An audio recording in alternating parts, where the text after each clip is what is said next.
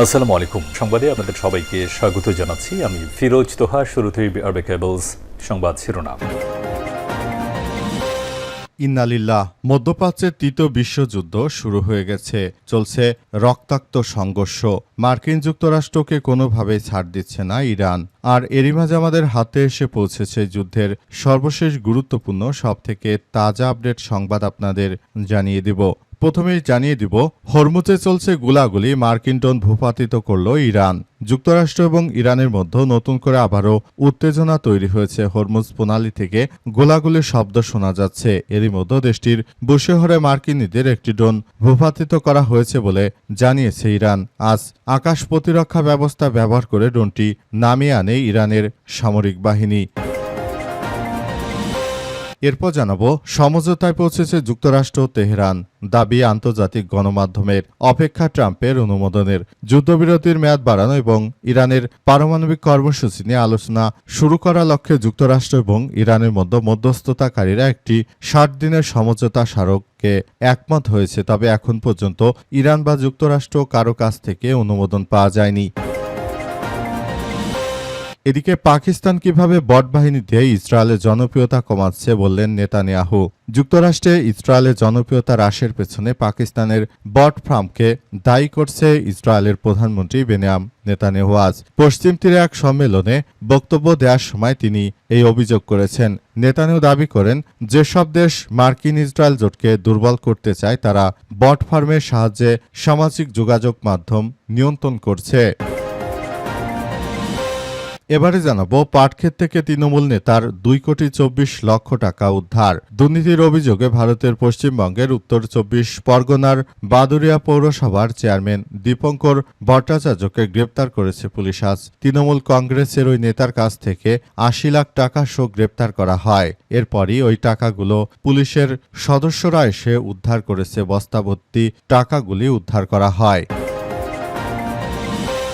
এবং সর্বশেষ জানাবো, মহিষ ডোনাল্ড ট্রাম্পকে নিয়ে যা বললেন নাসির উদ্দিন পাটোয়ারি। জাতীয় নাগরিক পার্টি এনসিপির মুখ্য সমন্বয়ক নাসির উদ্দিন পাটোয়ারি বলেছেন, ডোনাল্ড ট্রাম্প নামক মহিষ নিয়ে সরকার যে উদ্যোগ নিয়েছে এটাকে সাধুবাদ জানায়। এটা মাননীয় প্রধানমন্ত্রী, স্বরাষ্ট্রমন্ত্রীর দূরদর্শী ও রণকৌশলী পদক্ষেপ এবং প্রাণী সম্পদ মন্ত্রী সুলতান সালাউদ্দিন টুকুর প্রাণীর প্রতি অসীম ভালোবাসা ও সাহসিকতার দৃষ্টান্ত। আজ দিবাগত রাত ৩টায় সামাজিক যোগাযোগ মাধ্যমে নিজের ফেসবুক আইডিতে এমন পোস্ট করেছেন নাসির উদ্দিন পাটোয়ারি। প্রিয় দর্শক, এতক্ষণ শুনছিলেন সংবাদ শিরোনাম, এবারে বিস্তারিত।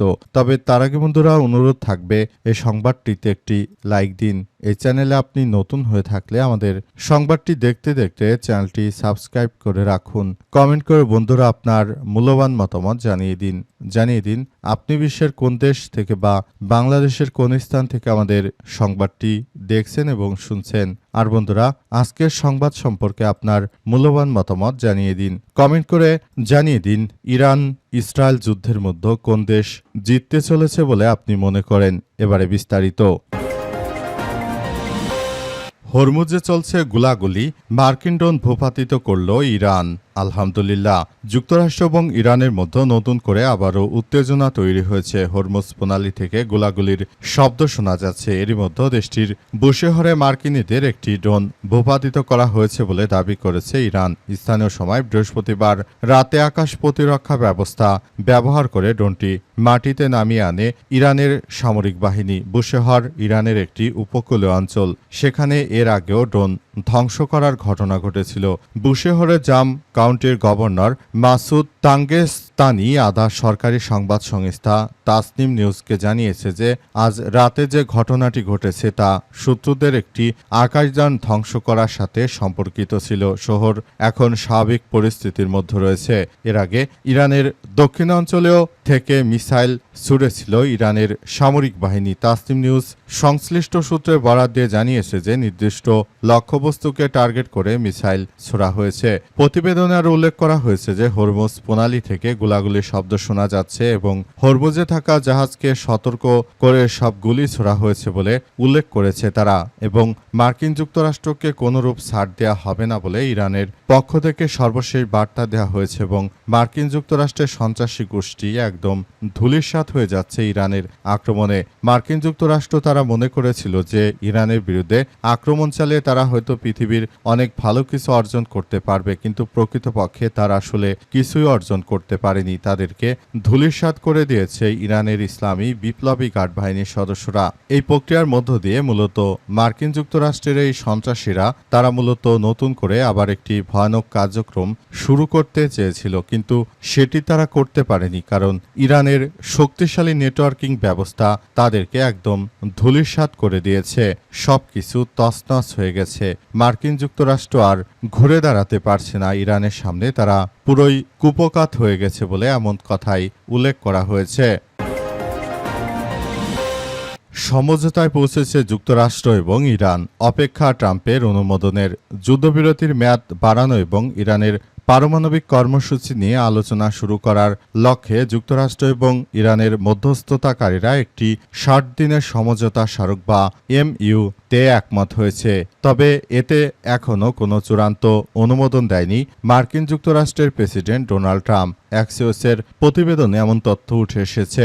মধ্যস্থতার সঙ্গে যুক্ত দুই মার্কিন কর্মকর্তা এবং এই আঞ্চলিক একটি সূত্র অ্যাক্সিওসকে এই তথ্য জানিয়েছে। তবে ইরানও এখানে আনুষ্ঠানিকভাবে এই সমঝোতা স্মারক মেনে নেওয়ার কথা নিশ্চিত করেনি। এই সমঝোতা স্মারকে সই হলে তা হবে যুদ্ধ শুরুর পর থেকে সবথেকে বড় কূটনৈতিক সাফল্য। তবে ট্রাম্পের পরমাণু শর্ত মেনে চূড়ান্ত চুক্তিতে পৌঁছাতে সামনে আরও দীর্ঘ আলোচনা দরকার হবে। এক মার্কিন কর্মকর্তা জানিয়েছেন যে এটি সবাইকে আলোচনার টেবিলে আনার জন্য একটি নতুন পাকিস্তানের কৌশল হিসেবে আবির্ভূত হয়েছে এবং নতুন করে তারা আবারও একটি সন্ত্রাসী কার্যক্রম থেকে মূলত নিজেদেরকে বাঁচানোর জন্য তারা আবারও একটি ভবিষ্যতের একটি সুন্দর ও সম্প্রীতির একটি আধুনিক রাষ্ট্র ব্যবস্থা তারা গড়ে তুলতে চায়, যেখানে মূলত মার্কিন যুক্তরাষ্ট্র এবং দখলদারেরা তারা হচ্ছে এই ধরনের কার্যক্রমগুলো যে পরিচালিত করছে এদের বিরুদ্ধে ইতিহাসের সব থেকে বড় কার্যকর ভূমিকা পালন করবে মুসলিম রাষ্ট্রগুলো।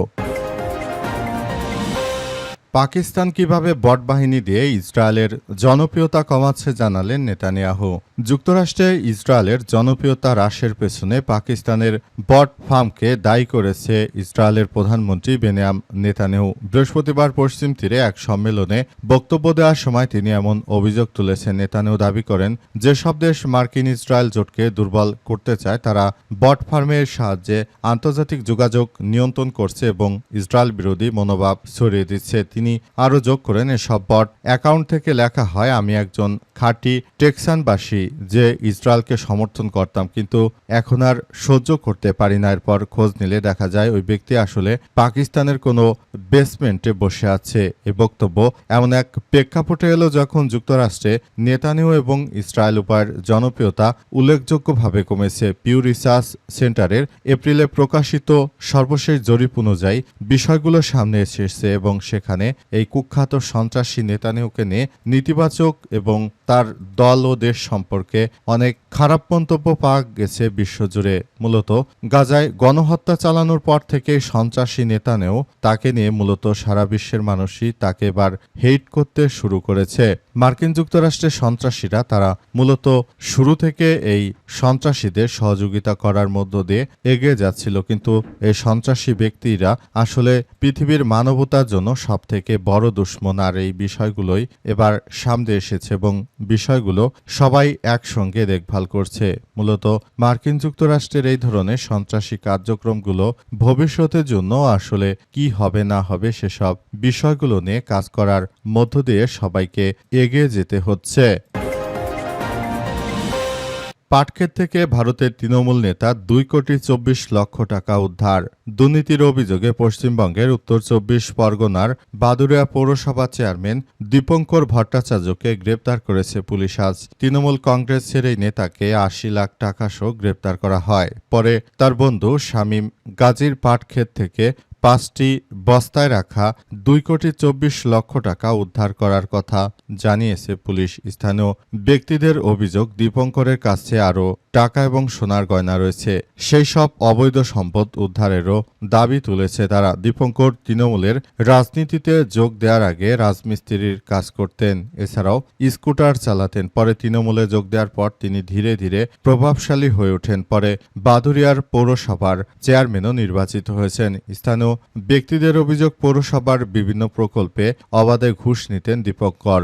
আবাসন প্রকল্প থেকে শুরু করে রেশন কার্ড, লক্ষ্মীর ভাণ্ডার, বেকার ভাতা, বিধবা ভাতা, বয়স্ক ভাতা, গরিবদের আবাসন প্রকল্প, সব ক্ষেত্রেই দরিদ্র মানুষের কাছ থেকে ঘুষ নিতেন তিনি। ঘুষ ছাড়া তিনি কোনো কাজই করতেন না। বিধানসভা নির্বাচনে জয়ী হয়ে বিজেপি পশ্চিমবঙ্গে ক্ষমতা আসার পর থেকে এই চেয়ারম্যানের পদ থেকে দীপঙ্করকে অপসারণ চেয়ে স্থানীয়দের এক অংশ বিক্ষোভ শুরু করে। অবশেষে বিজেপির নেতৃত্ববৃন্দরা তার বিরুদ্ধে তদন্তে নামলে ধীরে ধীরে থলের বিড়াল বেরিয়ে আসতে থাকে।